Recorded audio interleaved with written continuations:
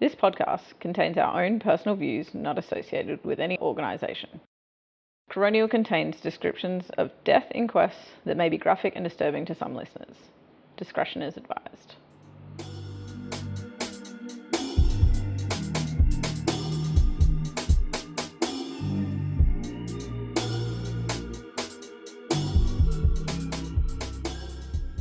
Welcome back to Coronial, everyone. I'm Georgie. I'm Emma. And I'm Alice. And today I'm going to be telling you guys about the Thunderstorm Asthma event, which occurred in Melbourne. So shout out to Ruth, who emailed our email, coronialpodcast@gmail.com, to inform us that they liked the podcast and gave the suggestion for this particular episode. So, what is Thunderstorm Asthma and what is this event? On Monday the 21st of November 2016, Melbourne's temperatures peaked at 35 degrees Celsius, following which there was a cool, stormy change which resulted in high levels of pollen from the plains of the north and west of Melbourne to cause unprecedented levels of respiratory distress in individuals in Melbourne and neighbouring cities. And so this event has been labelled as a thunderstorm asthma event. While the precise mechanism of the thunderstorm asthma event is not clear, it's generally understood that the moisture from the storm breaks pollen particles into sizes capable of being breathed deeply into the lungs, therefore resulting in breathing difficulties in a large number of people, and specifically people who are prone to asthma. Possibly silly question. Are all asthmatics susceptible to pollen? Or Not do you need necessarily. to have like a hay fever reaction to Yeah, pollen so for this to affect you? I'm going to talk about it, but yes, okay. essentially you probably do need the predisposing factor of a pollen sensitization, and certainly everyone in this inquest who hence died did have sensitization to pollens. But I think the issue being that they're not entirely sure whether that's an absolute necessary factor or whether it's still just going to be irritating enough to your lungs because of the size of the particle that gets breathed in Yeah. when you have asthma and is therefore triggered by inflammatory events in your lungs. Yeah, cool. Because it can happen with like changes in temperature as well. Asthma can be brought on by... Yeah, you can have rapid seasonal change in- asthma that can be like hay fever associated. You can have change in temperature. You can have exercise-induced asthma. You can have viral-induced asthma.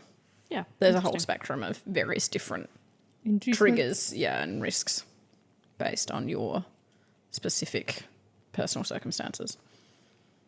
So at about 2 p.m. on the 21st of November, the Bureau of Meteorology issued a severe thunderstorm warning for damaging winds, heavy rainfall, and hailstones over certain areas of the state of Victoria. By about 4 p.m, this warning had been extended to include Geelong and Melbourne, which are two highly densely populated areas of Victoria.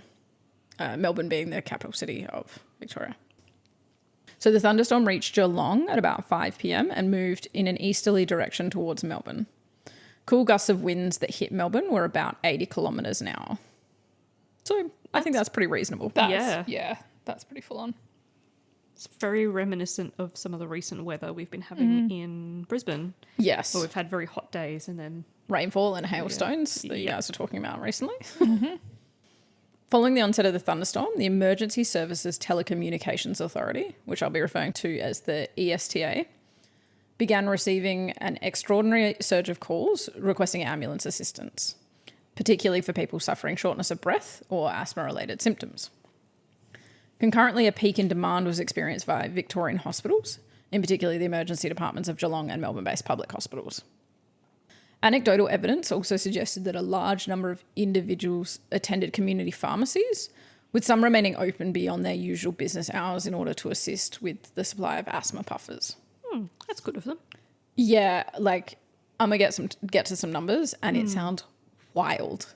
Yeah, It sounds so like it probably almost was like we can't shut because the amount of people that are just here. Yeah, right. It's not like there's one or two people who are here after we're meant to have closed. It's like... It sounds like, it was a properly lot of busy. people. Yeah. It was in the context of this thunderstorm and with its associated surge in demand for emergency ambulances and overstretched emergency departments that 10 Victorians suffered exacerbations of asthma or respiratory distress, which subsequently led to their deaths in the hours, days, and even weeks that followed. Wow. Weeks so- later is interesting. In terms of weeks, it's more that they had an immediate acute exacerbation and then remained in hospital for a prolonged period of time. But at least, so the one example is that they had brain death as a result of that acute asthma event. Right. Okay. But they remained in hospital, They were not technically ventilated deceased. in an ICU for that period of time. So, yeah, initially when I read that, I was like, I don't understand how that translates. I think it's just that, yes, they immediately had an event, but then had assisted ventilation and support for a period of time. Yep. So obviously that's a large number of individuals that I'm now going to talk through. And so I'm going to start with a quote from the coroner. At the outset, I wish to express my sincere condolences to the family members, friends and colleagues of each deceased, lest their loss and grief be forgotten with the focus on the State Emergency Services response, the phenomenon of the thunderstorm asthma, and the coronial imperative to contribute to a reduction in the number of preventable deaths wherever possible. So I think that's really important to sort of identify that, you know, these are 10 people that unfortunately I'm going to not particularly touch on much within this inquest, because the point of it is the ongoing future planning to try and prevent this happening again. Yeah. And I guess the systemic response, Exactly. or lack thereof. Yeah, I'm going to start out with, I actually think that this inquest, what was done was pretty good and reasonable in the context of an event that they didn't predict. Not that it wasn't predictable, they just didn't predict that it was going to happen. And obviously that, yes, a lot of suggestions have been made and a lot of changes have been made, but it doesn't necessarily mean that what they did at the time was bad. Okay. We could improve it in the future. Yeah, and that stretched the resources beyond what they ever expected it would. Yeah, okay. The 10 Victorians who are known to have died as a result of this event were, and I'm going to start with, I really apologise for any pronunciation issues I have, Omar Mujald, who was an 18-year-old man who had just completed his Year 12 studies and resided with his mother and 3 sisters, while also seeing his father on a regular basis. Hope Carnavale, who was a 20-year-old woman who was studying law at the Australian Catholic University. She lived with her mother and her 2 sisters. Min Guo was a 29-year-old man who immigrated from China in 2008, following which he met his wife while he was studying cookery at Ballarat University.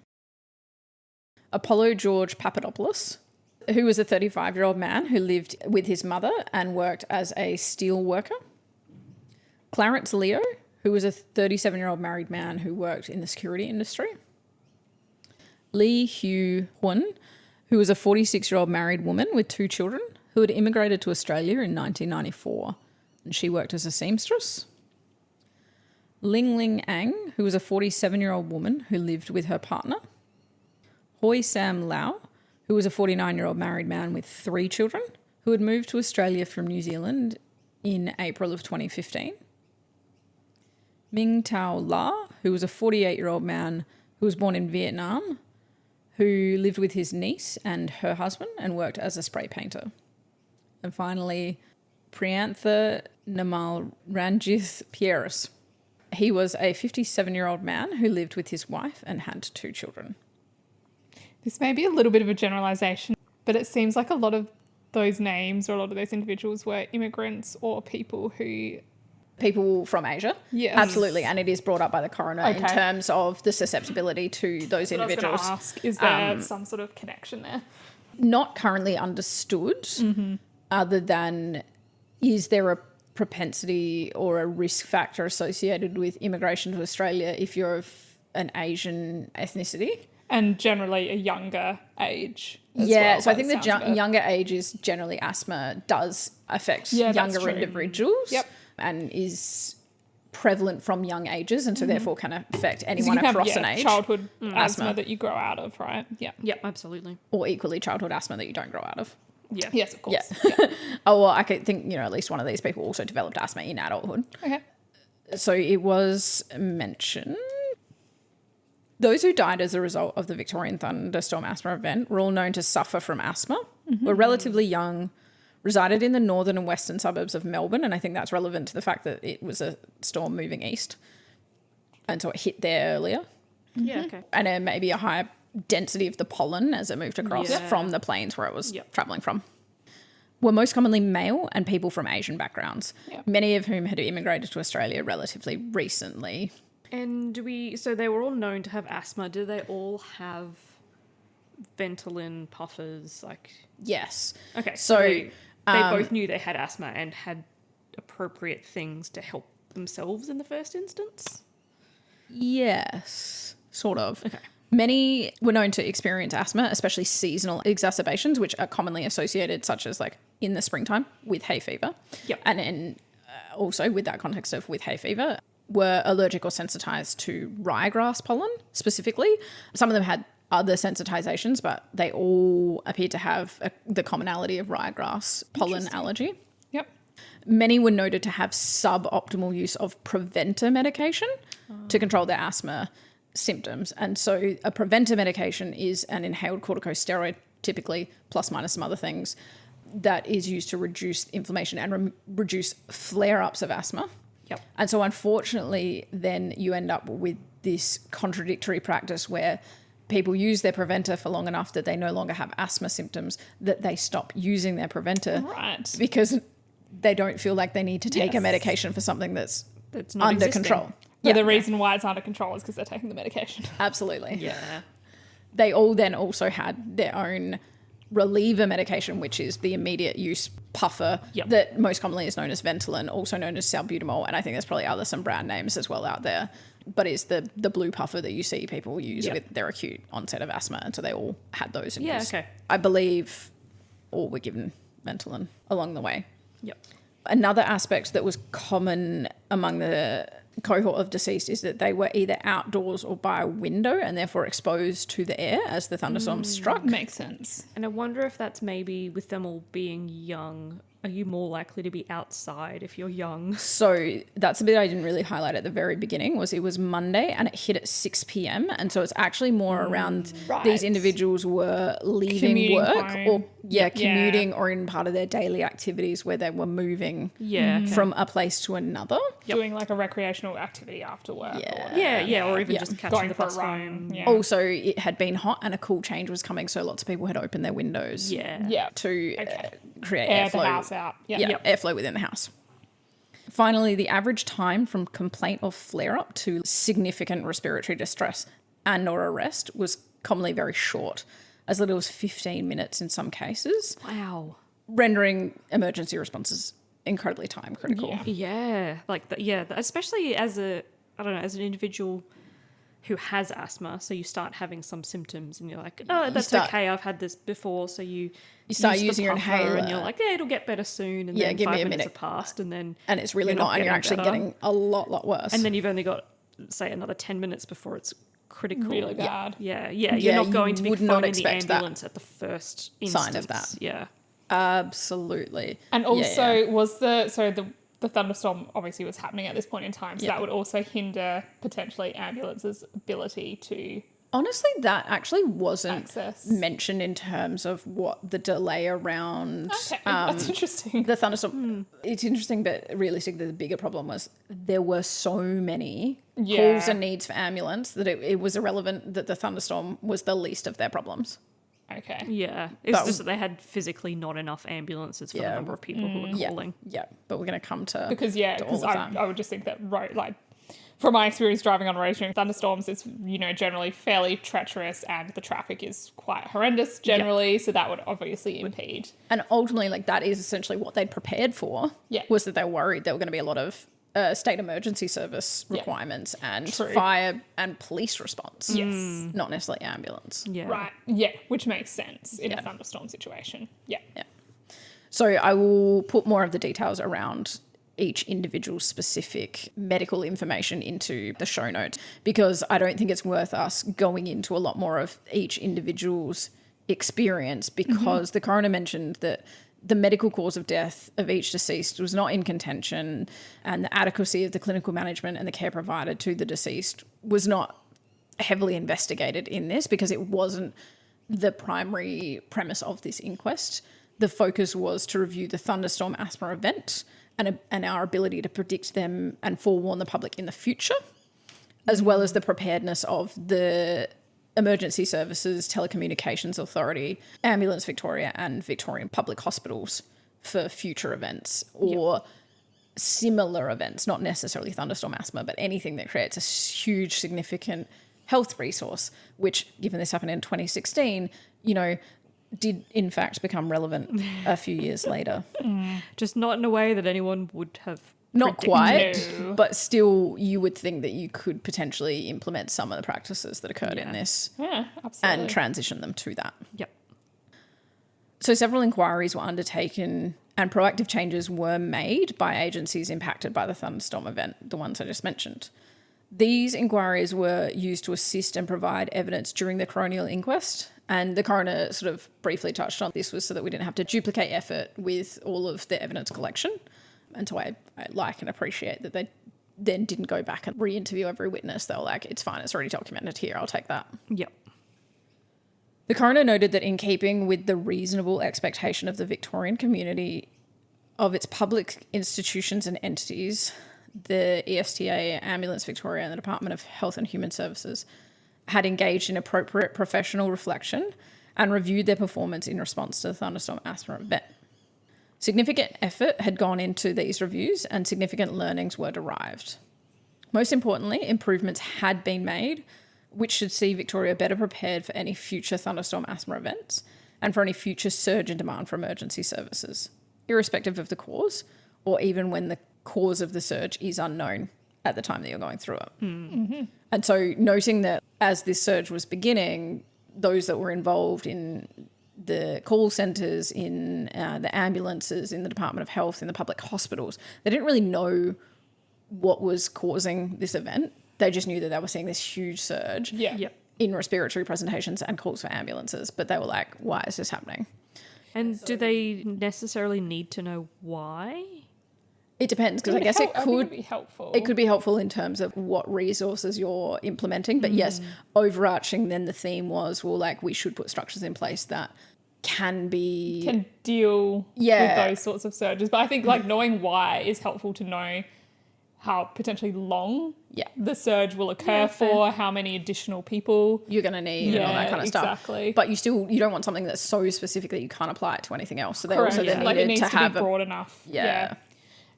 Bit of a random question. Might not know the answer to this. Obviously, this event occurred in Victoria, and I think you mentioned previously that it's not like the most uncommon sort of event for thunderstorm asthma. I'm talking about, or thunderstorm. Yeah, that it was very respiratory.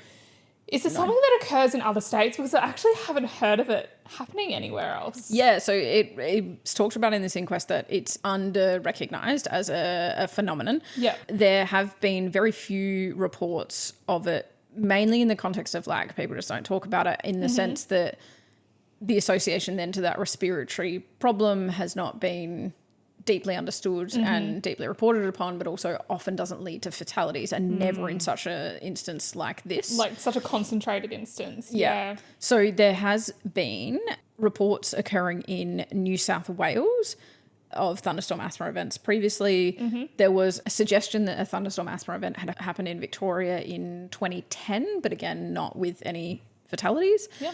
And worldwide, there was one death reported from thunderstorm asthma described in a report from the United Kingdom in 2002. But that was the only other fatal report that could be found during this inquest or one of the review processes that occurred related to this inquest. And I wonder if that's because maybe it does happen somewhat often, but it's not to the extent that this was. So maybe people do see a flare-up of their asthma, but they're able to treat it at home.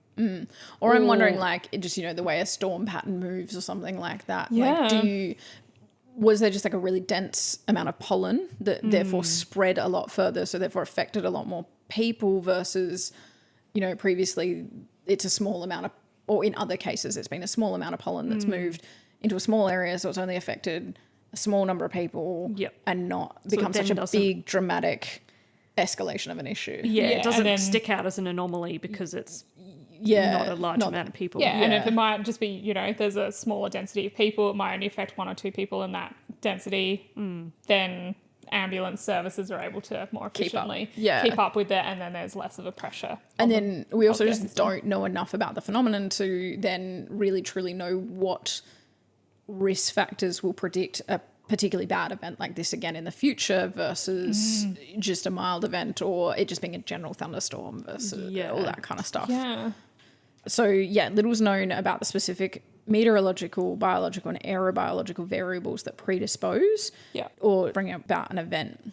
Studies indicate that severe asthmatic reactions occurred to the inhalation of pollen particles, which I mentioned earlier, but only under certain weather conditions. And the precise mechanism is not entirely known, and it's not clear which particular storms during pollen season will lead to a thunderstorm asthma event, but obviously implying that pollen season, so it needs to be within that time of year, Yeah. Spring. but that not every thunderstorm is going to lead to a thunderstorm asthma event. Yeah. As was identified in this inquest, there is some evidence that suggests that ryegrass and its pollen and sensitization to that is an important variable to people developing asthma in the context of the thunderstorm. So obviously that would then require there to be a population of people that are sensitized to ryegrass. I don't know what the prevalence of that is in the community. And even the prevalence of ryegrass Yeah, itself to that's create true. the pollen that In the first place. Is it creates the endemic issue. to all parts of Australia or all parts of the world, or is it Yeah, I have just no idea. concentrated I more don't- highly in and why Victoria? is it more Why are we more why is sensitized it more to it? irritated? Yeah. And particularly in particular populations, potentially where ryegrass doesn't exist, Yeah. or does they're it not still happen? exposed to Yeah. ryegrass. Obviously, you also need to have asthma or hay fever or some sort of But all allergic of those conditions sensitization. are not that rare. Like, So, asthma affects about 10% of the Victorian population, translating to about 600,000 people or 2.5 million people across the whole of Australia. yeah. So, obviously, with travel and all those kinds of things, you know, just because there's 600,000 in Victoria doesn't mean you don't have influx of people from other places. 3/4 of the cohort with asthma also suffer from hay fever. And additionally, hay fever affects 1 in 5 or 6 people in Victoria, translating to an extra 1 million people. Yeah, wow. For context, asthma is a disease that is a narrowing of the lungs' airways due to airway swelling or airway narrowing. And is that something that if you have asthma, your airways are always narrowed? Is it only when you're having an asthma attack or like Yeah, a do they flare get up like or something? inflamed? Yeah, it's only during a specific irritant process that then causes it and that you then get acute flares. So it's a chronic condition that you have, but that you can do things to manage, such as we talked about the preventers to try to reduce those triggering events, and then use the relievers for when you do have events.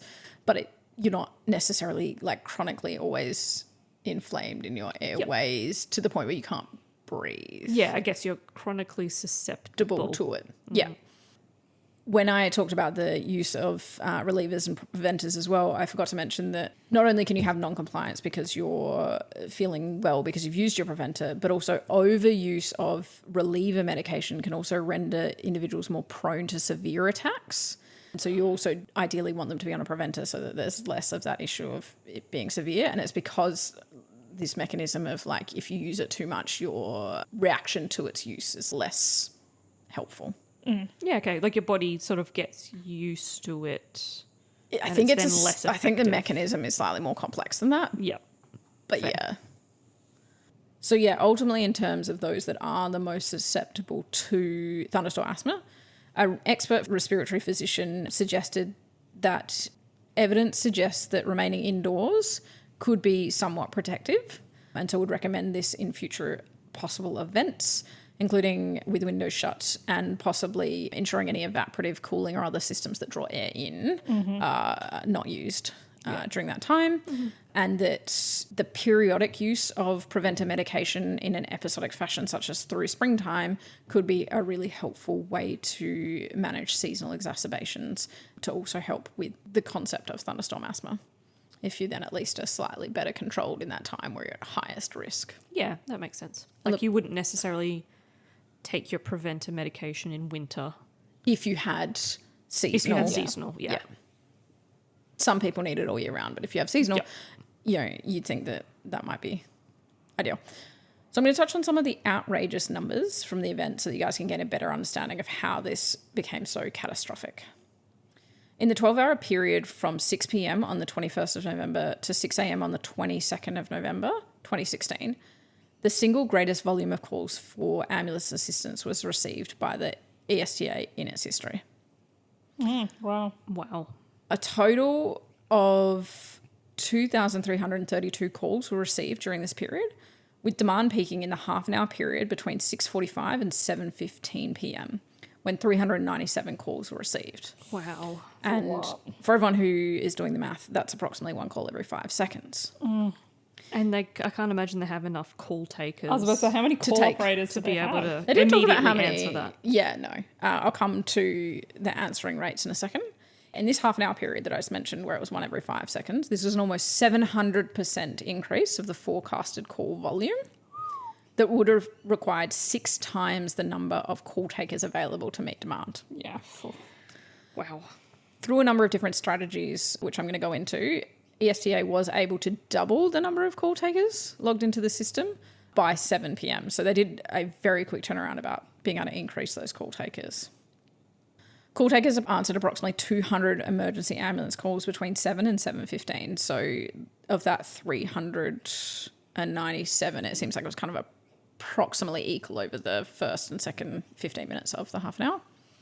The number of received calls did not reduce to normal levels until about 6 a.m. on the 22nd of November. The volumes of requests for ambulance assistance received in the 2 hours between 6:15 and 8:15 was 1,329, which was comparable to the number of calls for ambulance assistance the ESTA would normally receive over a 12-hour period on a standard New Year's Eve. Wow. Jeez. Wow. And New Year's Eve is meant to be like the busiest night. One of the biggest forecasted nights. They also mentioned the other biggest forecasted time is the AFL Grand Final. And I was like... That makes sense for Melbourne, I guess. I guess Yes. it's also a public holiday. So. Yeah, but I just laughed and I was like, oh yeah, those are two big events, I guess. Melbourne. The call answer speed performance target for the ESTA ambulance calls is to answer 90% of calls recorded over a calendar month within 5 seconds. Okay. So, but there was one per 5 seconds coming. Seconds, yeah. So the longest call answer delay was reported as 4 minutes and 36 seconds, which ultimately I actually think is pretty reasonable. I get when you want a priority 1 ambulance that 4 minutes is not. Yes, I can understand if you're in the call centre and you're seeing how many calls are coming in. Yes, that is very reasonable. Yeah. The person who's Calling, on the phone. it's not reasonable. Well, especially because it's not like the call's been answered and there's a delay in the ambulance. It's like you're waiting for someone Just to to pick even up. pick up. And this there's is no your- way for the call operators to triage the calls. Like No. they Yeah. just, the And calls there's come no- through, they coming. don't know what they're Yeah, going to yeah, get. And you also, like, as the person who's calling the Yeah. ambulance, like, who else? There's no one else Yeah. to call. And do you wait You that hang full up and then try again? Yeah, well, do you wait the full 4 minutes? I don't think I would have waited a full 4 minutes for No. it. I I So don't I know, would have how hung do the up. queues work as well? Like, if you do hang up and then call again, do you just get put to the bottom of the queue? Probably. You'd assume I can so. only assume so. I don't Yeah. know how it actually works. And it didn't mention what Well, the... how else? Because again, they can't triage. Yeah, so Yeah. presumably Phone it's just a calls. chronological Yeah. order. I can't imagine the stress of being essentially on hold, waiting for your call Especially, to be like, picked up for 4 4 minutes. minutes. For an actual, like a real emergency, like someone Yeah. you're needing to give someone CPR or Yeah. something. Like, These people deteriorated within 15 minutes. Yeah, And people that's spent right. 4 minutes and 36 seconds on the call. And I mean, that's the longest one. So, but Yes. I still think that that's actually pretty reasonable for how much Yes. this surge involved. Yeah, considering how many calls were coming in. Yeah, Yeah. I actually think it's not that bad. but yeah, as you said, people who are calling up don't know that they Yes. have that many calls, and they'll be like, "Am I calling the right number?" That's a pretty easy number, right? Exactly. No one's picking up. Is anyone there? Yeah. Is there apocalypse or something happening? Sounds like there kind of was. Yeah, true. Basically, yeah, true. By about 6:30 p.m., the ambulance fleet in the West region had been depleted and dispatchers had no available ambulance units to dispatch to incoming calls. So not only were the calls peaking, the ambulances were already depleted. Wow. So they then also were taking calls that they couldn't assign any ambulance to. Yeah, Yeah, so so you've it's like waited 4 minutes for the ambulance to pick up, and then they say, No ambulance is available. Well, they don't say that, and that's the problem. right. They say that's- yeah, an okay. ambulance has been dispatched. Oh, That is even not when one helpful at all. hasn't. Because they're in the call center and they then just put on a system to say an ambulance is being dispatched, and then it sits on the dispatch list. And as a person who is listening to that, if I hear that an ambulance is being dispatched, I hear that an ambulance is actively on its way to Yes, me. absolutely. Not I'm expecting them to we've arrive at my put house. it into the system and the Yes. system is going to then work it all out. So this is something we'll come to. But Yeah, yes, that very much absolutely. was up for change. Yeah. That's reasonable. Yeah, I'd be pissed. Oh, yeah. By 7:30, there were 140 Code 1 events awaiting dispatch. For reference, a Code 1 event includes an immediate threat to life or urgent assistance is required, whereby an ambulance will travel using lights and sirens. Sorry, have you said how many ambulances were available? As in, like, No, I don't on have the shift no, I don't have the full numbers, versus unfortunately. how? Yeah. Okay. But still, having over 100 code 1s. Yeah. And what's That's like an ambulance huge. or a paramedic service's ability to get, like, increase its size in cases of an emergency, Yeah. like get people in? Yeah, can you get And people who are not are- rostered on? And are there additional, like, actual ambulances that they can then take out? Yeah. Because they might use all their ambulances, say, for one or two that are getting, like, serviced or whatever at Yeah. a time. Like, what's their actual capacity? Yeah, I don't know what their fleet size is. They certainly had the ability to ramp up and they did so as well as Yeah. they could, but I don't know what the fleet size is.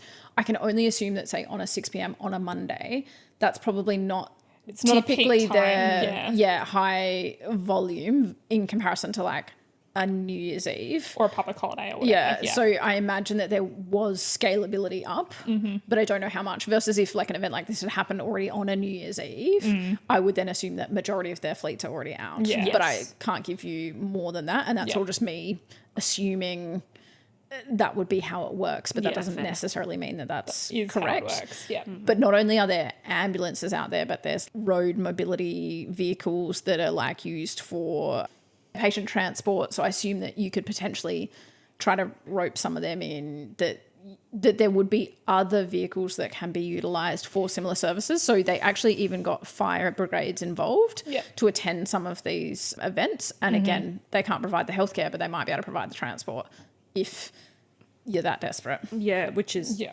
So sometimes that's Yeah. better than just being at home yeah. Yeah. with Yeah. nothing. Some of these people might be living by themselves and having an asthma attack, and that is very difficult to do anything. Yeah. You can't transport yourself in Yeah. Yeah. to hospital in that state. Absolutely. Due to such high demands and despite receiving assistance from partner agencies such as police and fire brigades, only 50% of the priority zero cases were able to be attended within the 15-minute target time frame. And it was noted that an acute exacerbation of asthma was typically treated as a priority 1, and priority 0 is like the next step up. But if you've got really, really bad asthma, you're potentially going to knock over into that priority 0 case as well.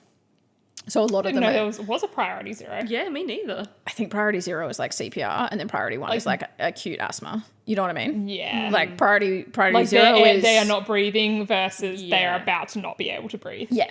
Yeah. Yeah. Having a heart attack versus Either way, needing they're CPR. Yeah. both lights and sirens still, and the Yeah, of actual course. like code that it's put under is the same, but there is a slight distinction between the two in terms of also priority 0s might include the extra advanced care people or Oh, yeah. the extra service as well. Yep. You know, someone else going with them and stuff.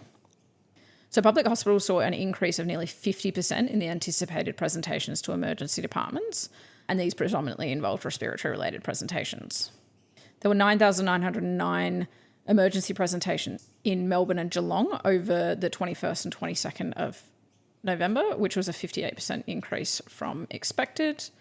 There was a 672% increase in respiratory-related presentations in the 30 hours from 6 p.m. on the 21st of November, and that's in comparison to the previous 3 years.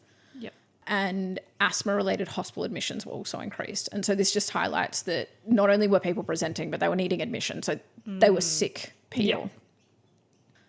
During this time, private hospitals were approved by the state's health coordinator to be used for public patients where needed because it was so catastrophic that they were like, we just need beds. Yeah. Government will pay. Just get people admitted Do you as know necessary. if that was for the emergency departments or No, the admitted. wards? Okay. Admitted. I think Yep. you could present to, or people could go to the privates as well, but I think it was also admissions as well. Yeah, cool. Yeah. Stocks of salbutamol or Ventolin, so those reliever puffers, were diminished so significantly that supplemental stocks were redistributed to areas of need and purchased urgently after hours from suppliers. And so at the time, the state hospitals didn't have any formalised process to permit purchase of these supplies after hours. And so they had to do a whole bunch of communication and coordination in order to be able to get these supplies. And so a process has subsequently been formalised for that. But it shocked me of the hospitals ran out of the medication and then also were like, I don't know how to get more right now. So Yeah, because I guess the people who do the ordering probably don't work after 5 they p.m. probably work a standard sort of shift. Sure, I know I can get it. The pharmacy down the road can just drop it off, but I've got no approval to purchase it. Yeah, and I feel like there would definitely be cases you would think that some people in those hospitals would be like, I don't have authorization to do this. But I'm going to do it anyway. anyway. Yeah, probably. Yeah. We'll figure that part out That's later. a tomorrow problem. Yeah. Okay, so next I was going to talk about Thunderstorm Asthma and optimal care, but we've kind of covered everything there. So the ability to predict or forewarn the public of a similar event in the future was obviously very important as part of this inquest, because obviously we want to be able to notify people so that they can make sure they have salbutamol with them. Yeah, So make they sure can their windows are closed. try and get inside and find safe ways of caring for themselves if they can. Yep. And have an action plan to make sure that they know what they're going to do in the context of an emergency. So the Bureau of Meteorology, BOM, is Australia's national weather, climate and water agency, operating pursuant to the Meteorological Act of 1995 and the Water Act of 2007. The BOM provides regular forecasts, warnings, monitoring and advice across Australia, although poorly recently when they updated their website, including issuing thunderstorm asthma forecasts to the Department of Health and Human Services for dissemination. But it really does seem that these were under-recognised in terms of their importance, that people just didn't really know what the concept was, and so cool, thanks for letting me know. Yeah, look, to be honest, until... This happened? Yeah. Well, no, I didn't even know that this had happened until the person emailed us to say that this may be an inquest we're interested in. I was like, I've never heard of this before. Oh, so yeah, okay. So yeah, as we mentioned before, the only state that it had previously been talked about was in New South Wales, and so they, in fact, had a thunderstorm warning system operating, whereby the BOM provided New South Wales Health with thunderstorm advice. But again, I'm not sure what that actually resulted in functionally, other than having that information. Yeah, they were told there's a thunderstorm, but... There's a risk of a thunderstorm related to particular risk factors that could result in a thunderstorm asthma event. It's not like they're talked about. Sure, they're probably told of every thunderstorm, but it's a specific notification going to the health department as well. So...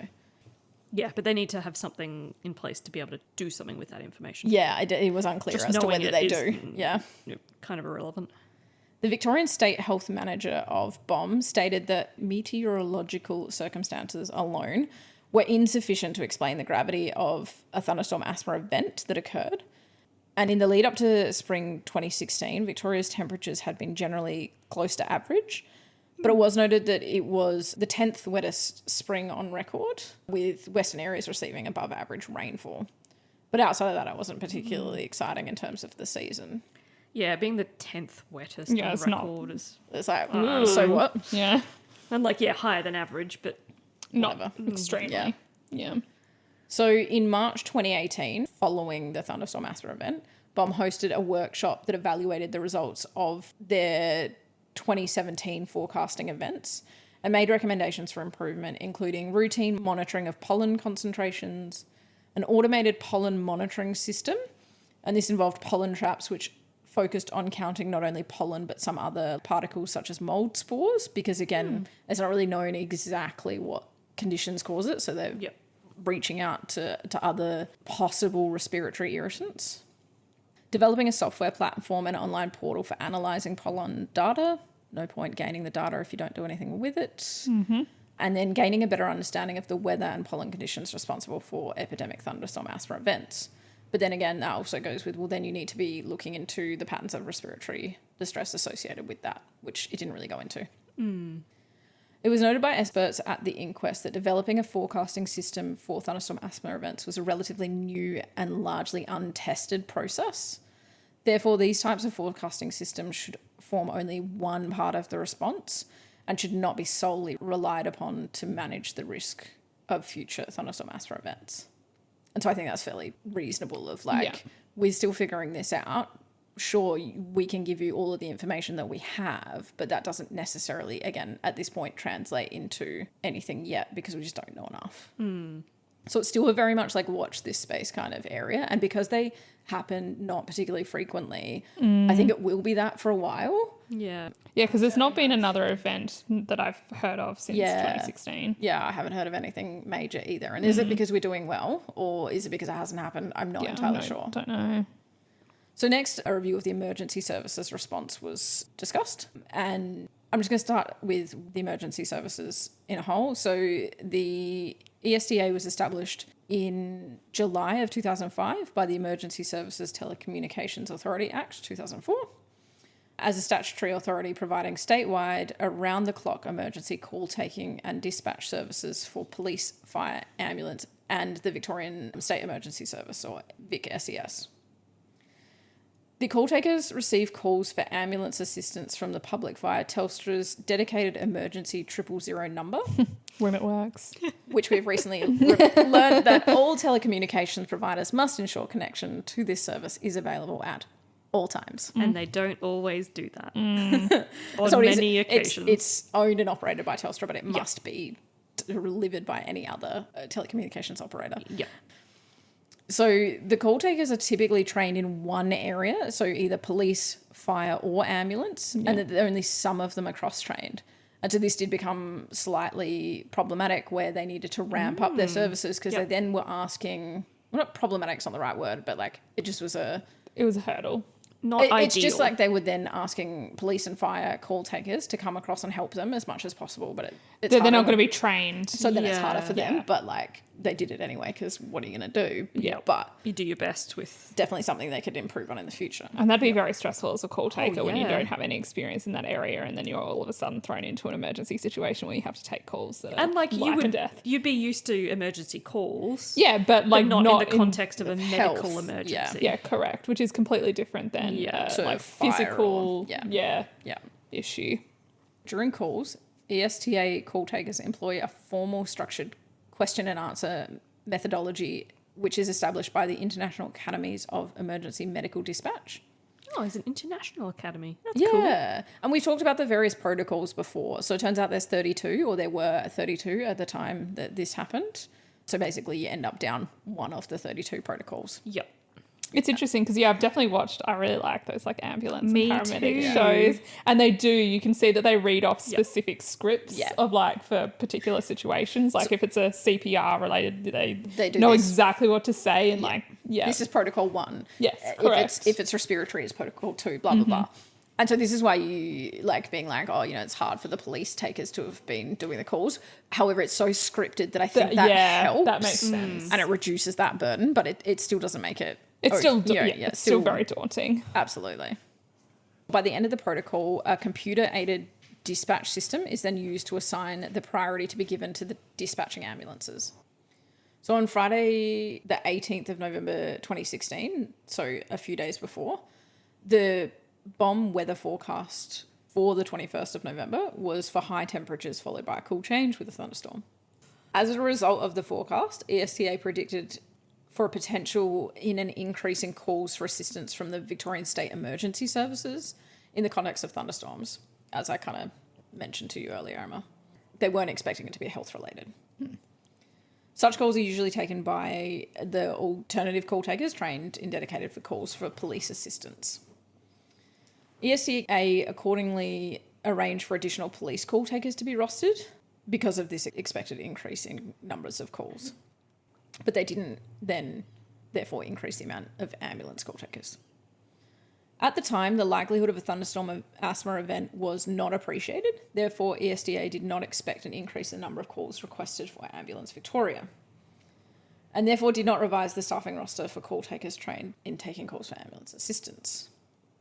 It was noted during the coronial inquest that once the surge in calls began to occur, experienced staff showed initiative to implement ad hoc processes to reduce the impact of the surge. It's also important to note I guess, as I called out before, that the cause of the surge wasn't known at the time. And so these measures were them responding as they could to something that they weren't sure what the cause was. So the measures that they implemented included recalling staff from breaks, instructing mentors to take over call management from trainees in order to process through calls quicker, retaining day shift staff call takers into the evening, obviously where possible, and to meet the demand. Assistance from team leaders with call taking was implemented. So instead of just doing their usual supervisory duties, they in fact started getting onto the calls. Which makes sense if you're having a surge, absolutely. massive. But Yeah. but I'm glad that they did. You know, Yes. sometimes it's like, well, no, I'm here to be the manager or whatever. I'm not going to sit down. Yeah.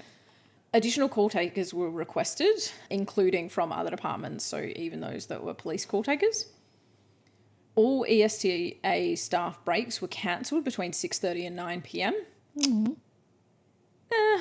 I'm like, fine. Yeah, I mean, It is it what makes it is. sense. Especially like as an employee, I am very much advocate for people taking their scheduled breaks because that is really important. Yeah. But as an individual, if I was going to be Yeah. like, I'm just going to take my 15-minute tea break and I can Well, see that everyone's there are frantically. people, Yeah. and also that there are people who've been waiting for minutes for their call to be Yeah. answered, I'd be like, well, And there's that no. level of frantic as well that I think you can often judge of, like, I've definitely worked in situations where it's like, no, in order for any of us to have a break tonight, like, we're just going to have to call it and take a break versus, no, we are so overrun that if anyone takes a break, it's only going to be worse. Yep. So, like, Yeah. you can see the flip side, and I think this is in that side of, no one can leave. Yeah. There was reductions in reviews of dispatching priorities, where dispatching occurred in a chronological and priority order versus their standard procedure was for there to then be like reviews as each sort of dispatching request came through in order to then like put them in an order. Okay, so like you may have someone who's on dispatch who's like reviewing the category given by the call taker, Yeah, and and it's it's like just sort like, of no. shuffling as needed, Yeah. sort of like tweaking And it that kind was of just thing. like, no, Yeah. just send them out how it comes, whatever. Yep. So long as it's still with that priority order. Yep. All non-emergency ambulance dispatching events were cancelled. Just like, no, if you're not an emergency, you don't get one. Yep. Fire brigade units assisted by attending priority 1 events. So extra sets of hands, extra sets of transport. Yep. And police units assisted by conducting welfare checks where ESTA call takers had been unable to re-establish contact with callers who had called earlier. So if there'd Okay. been a hang-up event and then they weren't able to establish contact, I assume there's some sort of protocol of what they do. And they're like, nope, police, your problem now. We got to get back to these calls. And again, with that, I can see why that needed to happen. Yeah, I'm guessing they give them so many tries of calling them back, Yeah. which obviously takes time to Yeah. do that. Whereas, yeah, just send the police there. Yeah. They can. Yeah. Sorry, can you Then deal the with police this? can contact us if they do still Yeah. need an ambulance. Exactly. In addition, no, it's not necessarily related to ESTA, but also mentioned that there was a reduction in ambulance crew breaks during this peak surge time as well. So Yeah, that similar makes sense. to the Yeah. call takers. It was noted by the coroner that there was diligent interagency collaborations at ESTA with Ambulance Victoria, the Fire Brigade and Victorian Police, which made me really happy because we've read some where they don't talk well to each other. Yes, the siloed thinking gets them, whereas this one, yeah, sounds It like didn't. everyone They was were like, actually like, yep. no, let's just get this done. And I do wonder, is it easier? Is there co-location of a lot of these services in terms of Yeah. how they communicate or certain individuals related to certain services? But either way, very happy to see that they all collaborated. So despite all the great initiatives, though, there were some observations that suggested that improvements could be made for a more robust response in the future for health-related surges in emergency service requirements. ESTA conducted an independent post-incident review to investigate their response to the Thunderstorm Asthma event, and the review identified the following areas for improvement.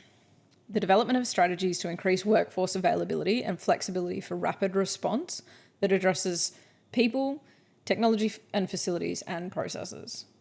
Increase call taking and dispatching skills, including multi-skilling across high demand channels and eliciting quicker responses from surge workforce. Implementing a real-time dashboard to support timely decision-making within the state emergency control centres, and developing triggers and procedures for activating during severe or extreme events. And so the coroner didn't necessarily touch on every single one of those points, but I'll take you through some of the important examples that I thought were worth mentioning. So a critical incident response plan was in place at the time of the thunderstorm event. But this plan was initially established following the Black Friday bushfires, which occurred in February 2009. So this plan actually aimed to ensure that there was adequate planning and coordination to reduce the impact of demand surges during weather events, but not specifically weather events that led to health more like consequences. natural disaster stuff. kind of, Yeah, rather than specifically medical emergency related weather So events. again, they more commonly focused on increased demand in police, fire and SES resources rather than ambulance. Yeah. So therefore, it didn't end up being formally activated on the 21st of November 2016 because it wasn't super relevant. However, the coroner noted that many of the escalation processes undertaken were, in fact, consistent with the plan. It just was never formally implemented. Since this event, it has been updated to have a health subplan to therefore allow for that context. Previously, the ESTA's staffing levels were determined by the workforce management team, and any particular demands relevant to the period in question were used to determine the workforce needed. So as we talked about, things like New Year's Eve, AFL Grand Final Day, if they anticipated an increase in demand, then they would be increasing their call takers. Yeah. Following the inquiry, mechanisms to urgently increase staffing demands were updated, and these included the use of a text messaging template that can be distributed to staff. And it's templated in the sense that it's like fairly automated and has specific phrases and things, so you don't have to think about what to write to make it easy and quick. But it does now include information about the reasons underlying the requests in the hope that staff may be more responsive in unexpected circumstances. So they can actually be like, there's this surge because of a thunderstorm. Would you be willing to work more? Rather than we need more staff today. Yeah. Yeah, because that is very Different. Like, do you need more staff because a bunch of staff have called in sick? Do Well, need but more equally you staff could say because that we we've didn't had roster? over... Yeah, but like without... As a person who's responding to that text, it may change whether or not you say yes. Yeah, absolutely. Yeah. Are people already under the pump? But also equally, like, are they under the pump and we expect this to go for 10 minutes or we expect this to go for 4 days? Yeah. As well. Because what am I signing up for? Yeah, but it may impact because what are you rostered for tomorrow? Or the Exactly. next day You'd be or like, well, I'm whatever. already on tomorrow. So And I just finished my shift, or I just worked yesterday. Or... Yeah. And so Ambulance Victoria also implemented a very similar process for staff messaging and recall as well. So in terms of increasing call taking and dispatching skills, at the time of the TA event, the protocols required call takers to remain on the line when the call was coded priority 1, irrespective of the patient's condition. In such circumstances, the call taker was to provide pre-arrival instructions and to monitor changes in the patient's state. This meant that not only were there more calls than could be answered, the severity of issues that were occurring on the evening of the Thunderstorm Asthma event meant that the calls were... There are a lot more priority 1 and priority 0 calls, right? Yeah, which further were reduced... requiring people to stay on the line for longer. Yeah, thank you. Yeah, this isn't a simple, yes, an ambulance is on its way, we're hanging up now. Yeah, no, us back it if is. Something changes. They have to wait until they actually hear Get that an there. ambulance has arrived and then they hand over to to the ambulance, essentially. Yeah. So subsequently changes were made and implemented which allowed for call takers to disconnect from priority 1 events provided there is a second party with the patient, so someone else, and the patient is not unstable or worsening. Yeah. So long as the call taker thinks that things are stable, they can disconnect by giving reasonable instruction about what to do in the note of changes, etc. Yep. Additionally, at the time of the inquest, new scripts were being implemented for use during surges that notified callers when the call takers were required to urgently disconnect in order to answer other calls. So just an added step of we are experiencing surges right now. I need to go to be able to take other calls. So here's the information. I need to disconnect. Yep.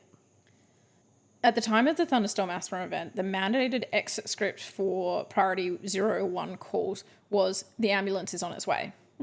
However, due to the significant depletion of ambulances, many were not actually dispatched for prolonged periods.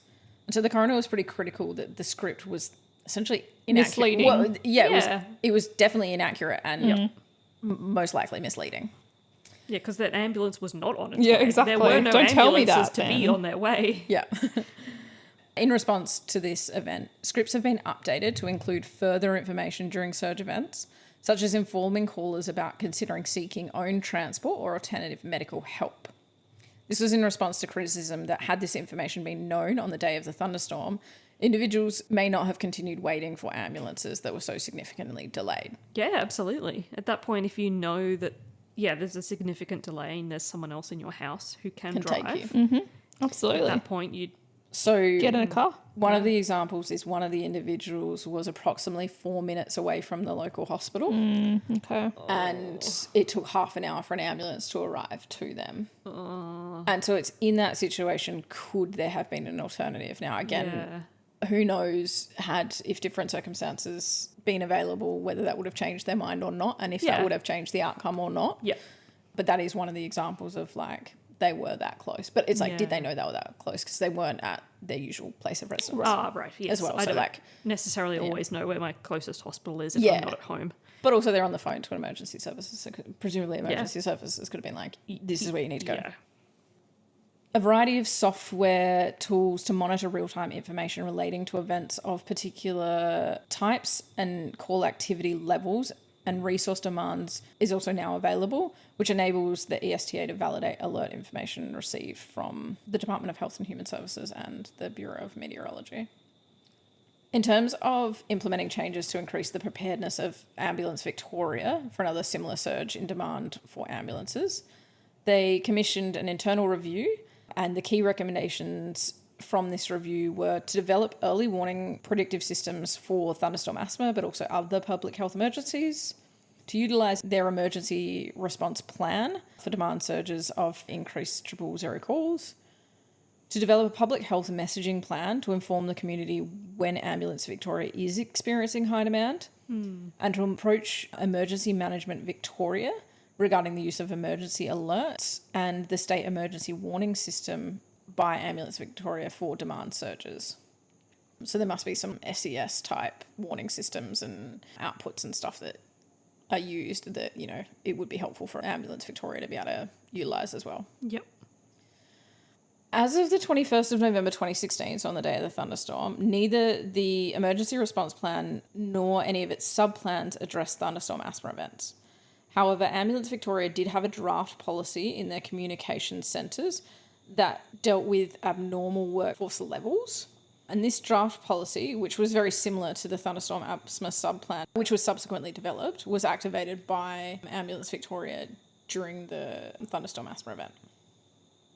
In the new subplan, Ambulance Victoria receives thunderstorm asthma warnings under a risk-based system, which then outlines the appropriate response.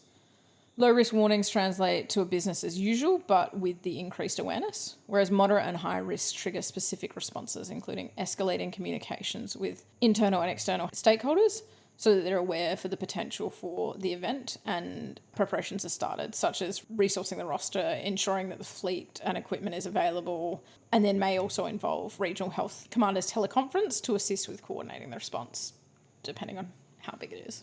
Yep. A simulation of the emergency response plan and some of its sub-plans was conducted by Ambulance Victoria in 2017, from which a witness at the inquest stated that the results provided, and I quote, quite a degree of comfort, and that Ambulance Victoria would be able to deploy a significant number of ambulances on the road in a very short period, with their estimates from this simulation suggesting around 40 within 1 hour. I don't know if that helps answer your question, Emma, of they could possibly deploy 40 extra ambulances within an hour. That's pretty impressive. Yeah. I don't know if that... Yeah, it seems like they'd deploy an extra 40. Yeah. I don't know, though. It's a big... That's a lot. Big city. Yeah, it is. It is. You're right. Yeah, I don't know what that means. I don't know how many ambulances are normally used in an hour or necessary. But, yeah, they could deploy extra. Additionally, formalised arrangements now allow for the deployment and incorporation of a fire crew into Ambulance Victoria's escalation and communication plans during surge events. In terms of the Victorian public hospitals, it was found that communication between the Department of Health and Human Services and public hospitals was not effective on the evening of the 21st of November 2016. Communication was described as ad hoc and inconsistent across the various health services. And this prevented a shared understanding between the health service and then senior hospital staff during the surge in patients, therefore limiting their ability to plan and respond accordingly. basically just meant that the surge was happening, but the hospital staff didn't really know why, even though the Department of Health kind of were working through things. Yeah. Yeah. The Department of Health and Human Services has undertaken work to address a report that reviewed this event, and a number of changes have been implemented. And I'm just going to highlight a few. So the changes included revision of the State Health Emergency Service response, real-time monitoring and demand for hospital emergency department services, so dashboard displays of what each health service is doing. Development of a private hospital protocol to increase community access to medical treatment, which permits public patients to be treated at private hospital emergency departments during large-scale emergencies. Yep. Development of the community pharmacies liaison protocol to enable efficient distribution of important information and warnings through pharmacies so that, that's reaching the public quickly. Yep. Implementation of enhanced epidemic thunderstorm asthma forecasting system, which enabled the Department of Health and Human Services to provide advice to health and emergency services and the community about the possibility of any epidemic thunderstorm asthma events during the pollen season.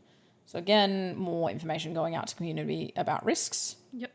The development and implementation of an epidemic thunderstorm asthma public health campaign, which, given we still didn't really know that much about these events, it's not really targeted anywhere outside of Victoria if it has had a big effect. Yeah.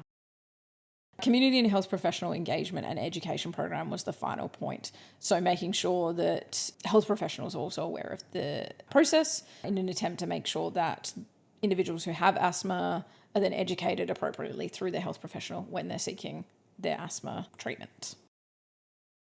In terms of the thunderstorm asthma forecasting system, all days in the pollen season, which is counted from the 1st of October through the 31st of December, are considered days of potential risk for thunderstorm asthma. And during this time, the Department of Health and Human Services will prepare a daily risk forecast, as well as for the upcoming 3 days. Response to this risk assessment will vary according to the level of risk. On a day that's assessed as high risk for an event, this will be communicated through the State Emergency Management Centre, which is co-located with Ambulance Victoria. Okay. Yep. It's also highlighted at the inquest that many of the changes made were implemented with a goal to accommodate any cause for a surge in demand, irrespective of its cause. So even though I talked about everything in relation to thunderstorm asthma, it was very holistic in terms of trying to cover all health causes. Yeah. But obviously still needing to have the thunderstorm asthma focus as well. Yep. Yeah, it makes sense and it's smart to do it as a holistic because, thunderstorm asthma is a fairly niche situation and there will be other ones that will need the same response that just have a different cause. Exactly. Yeah.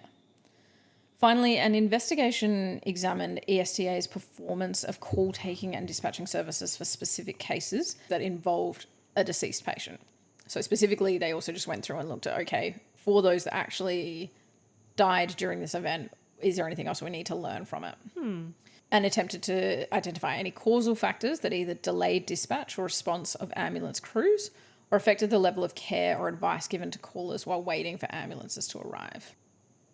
Recommendations were made, but I'm not going to go into the specific recommendations that were made from this report, but rather go into the recommendations of the progress report. So by the time the inquest came out, there'd not only been the recommendations, but then they'd gone back and reviewed what had happened following the recommendations. And I find that really important to see, because we've also in the past talked about, just because you implement changes, does anyone then go check whether those changes are helping in any way? Yeah.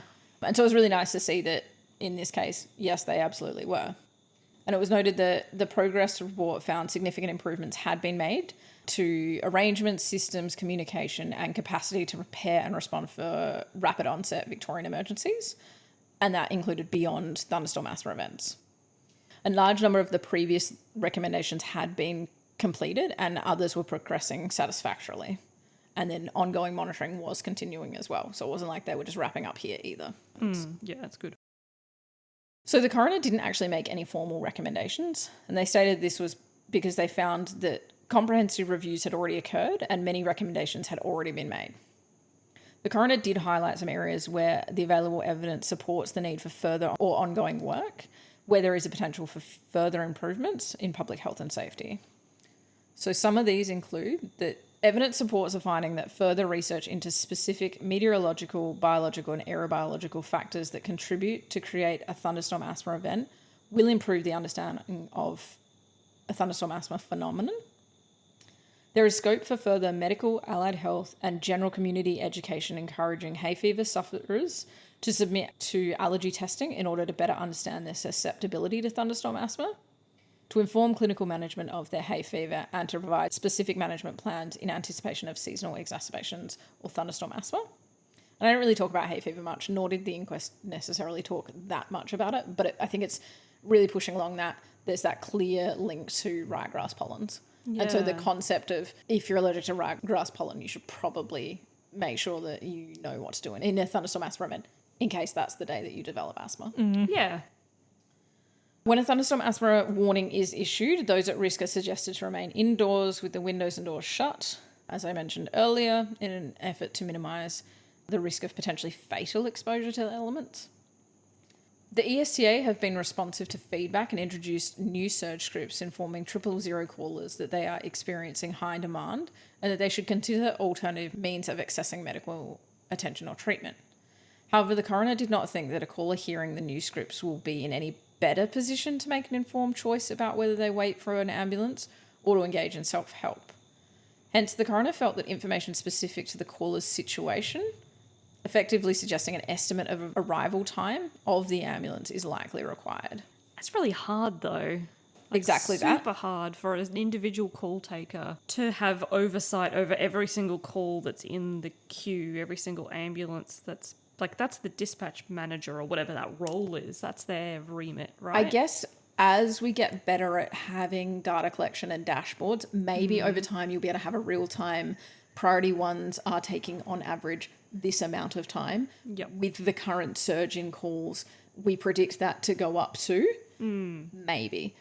But that's not simple to enact and not anything that's actually going to happen anytime soon. And especially because I could imagine the person who's calling may be really panicked and they're like, tell me exactly when the ambulance is going to be here. And they're going to take that as gospel. And so it's a really heightened situation to then, like, what happens if it takes 33 minutes instead of 25? Yeah.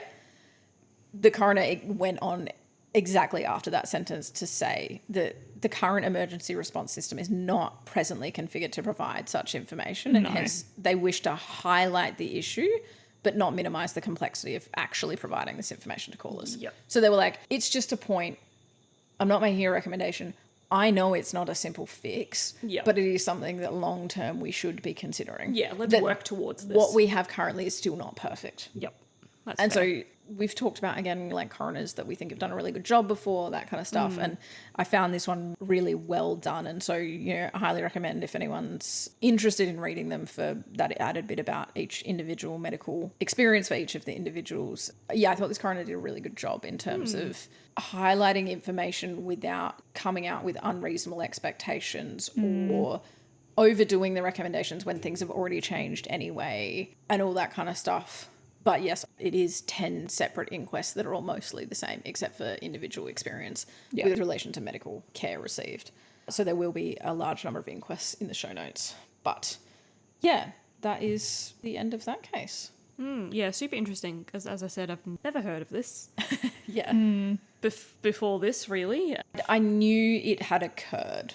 Yeah. That's basically where my level of information was as well. And that, like, when someone says a thunderstorm caused asthma, I went, oh yeah, that seems about likely. But yeah, the fact that it created such chaos and those numbers blew me away. Yeah, it's interesting. I remember when this happened at the time because I had a different reaction because I'm not very familiar with asthma. It's not something that I've been exposed to much. And I remember being like, thunderstorm caused asthma? Yeah, I didn't realise that was a thing. And then to hear that it caused severe asthma and things like that, I remember being surprised. But now knowing the background about the ambulance response and things and the chaos that it caused also contributing to that as well makes a lot more sense. But I definitely remember it at the time being like, this is nothing I've ever heard of before. Yeah, right. I guess I'd always just associated that, like, so many things that are based with respiratory illness often have some relation to weather. Unless someone told me, or unless I had asthma and someone educated me, I wouldn't think anything of No, There being a thunderstorm. thunderstorm. No, Yeah, neither. whatever. But I also think, again, it's a very, very niche set of circumstances. So just because we're talking about this, if you're someone sitting and listening who has asthma, it doesn't necessarily mean that it's actually going to affect you, because Yeah. it's an uncommon occurrence that appears to happen more south in Australia in terms of it's in New South Wales or Victoria. It doesn't appear to have been reported in Queensland, and that it clearly is associated with certain other factors that we just don't know enough about right now. Yeah. But also, and- like, it's not to create panic No. either. And it has to be, it's not just a thunderstorm, it's a thunderstorm where pollen is involved. Yeah. Which I I think don't know, like, how, How do you know does that? every thunderstorm have pollen involved? I've got no idea, which I guess is why they've set up, like, the pollen traps Yeah. to try and learn more about I know. how that works. If you go onto the BOM website, do they give you pollen? they do. They give you a pollen count. Yeah, so I think, is that worth Hmm. noting, that kind of stuff, Yeah. if a thunderstorm's coming? But I don't know the association of does high pollen necessarily mean. Yeah, does there need to be high pollen before the thunderstorm, or does the thunderstorm bring the pollen? Yeah, And from which area? Like, Yeah. how far away is the pollen coming from? exactly. And this is the problem. I think all of this information is not known. Yeah. To then Yeah, know they how to don't. deal They with just it or don't manage know it. enough about it yet. Yeah. All right. Well, thanks for listening, and we will catch you again next time. Thanks, everyone. Bye. Bye.